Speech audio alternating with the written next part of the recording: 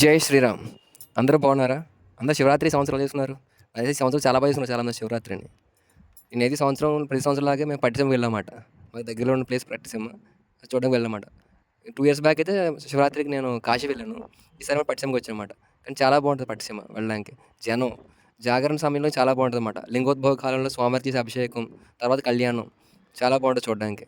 పట్టిసీమ గురించి చాలామంది తెలిసే ఉంటుంది. దక్ష యజ్ఞాన్ని ధ్వంసం చేసిన తర్వాత వీరభద్ర స్వామివారు తన ఆయుధాన్ని కడిగిన ప్రదేశం అన్నమాట ఈ పట్టిసీమ. చాలా బాగుంటుంది.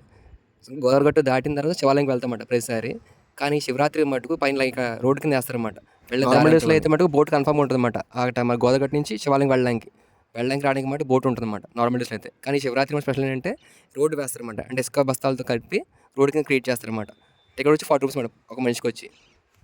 ఇంకా టికెట్ తీసుకుని అక్కడి నుంచి రోడ్డు మీద నడుస్తుంటే ఈ దారి మీద నడుస్తుంటే నైట్ చాలా బాగుంటుంది. లైటింగ్ పక్కనేమో స్వామివారికి అభిషేకాలు జరగడం, జనం మొత్తం వెళ్తుండే నైట్ అంతా కూడా చాలా బాగుంటుంది చూడడానికి. మీరు ఎప్పుడు కుదిరితే వెళ్ళనమాట ఈ పట్టిసీమ చాలా బాగుంటుంది శివరాత్రి టైంలో.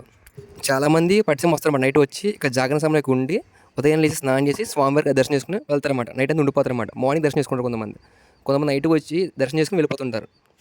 మన గోదావరి మన పట్టిసీమ చాలామంది తెలిసే ఉంటుంది. కానీ ఉత్తప్పుడు సమయంలో వస్తే మటుకు మనం స్టే చేయడానికి గాలికి ఉండదు. నైట్ అంతా ఉండమంటే కష్టం. ఈవినింగ్ 5-6 అయ్యేసరికి చాలా వరకు రిటర్న్ అయిపోతారు చాలామంది. 7 o'clock లోపు మ్యాక్స్ వచ్చేస్తారు. కానీ ఈ శివరాత్రి సమయంలో మటుకు చాలా బాగుంటుంది అన్నమాట. నైట్ అంతా స్టే చేయొచ్చు గోదావరిలో ఇసుక దగ్గర. అలా టైం స్పెండ్ చేసి స్వామివారి దర్శనం చేసుకుని నిజంగా చాలా బాగుంటుంది. ఫ్రెండ్స్ ఒకసారి అలాగే ట్రై చేయండి పట్టిసీమలో శివరాత్రికి. ప్రేమ, భక్తి అనేవి మనసులో ఉంటూ సరిపోతుంది అనుకుంటాం. మనసులో మాత్రమే కాదు బయట కూడా ఉండాలన్నమాట. చూపించగలగాలి మన ప్రేమ భక్తి కూడా స్వామివారికి కానీ ప్రకృతికి కానీ. మన స్వామివారి మీద ఉన్న భక్తితో శ్రద్ధలతో వస్తాం. మన సంవత్సరం శివరాత్రి అంటారు. వస్తాం స్వామివారి దర్శనం కోసం. వచ్చిన తర్వాత అక్కడ ప్లాస్టిక్ వేస్టేజ్, ఈ వాటర్ బాటిల్స్ మొత్తం చెత్త, ప్లేస్ ఎంత బాగుంటుందో ఉత్తప్పుడు జనం చాలా బాగుంటుంది. వచ్చిన తర్వాత చాలా దారుణం చేస్తారు మొత్తం జనం కలిసి. కనీసం ఎంత కురితే అంత తగ్గించడం ప్రయత్నించండి. మొత్తం వాడడం మానేస్తే ఇంకా మంచిది ఆ ప్రదేశంలో. కానీ మనం వచ్చి వాడేస్తుంటాం. ఎందుకంటే ఇది మంది కాదు అనుకుంటాం అంతే. భక్తి మాత్రం మనం అనుకుంటాం. భక్తి అంటే లోపల ఉన్న బయట కూడా చూపించగలగాలి. అప్పుడే బాగుంటుంది.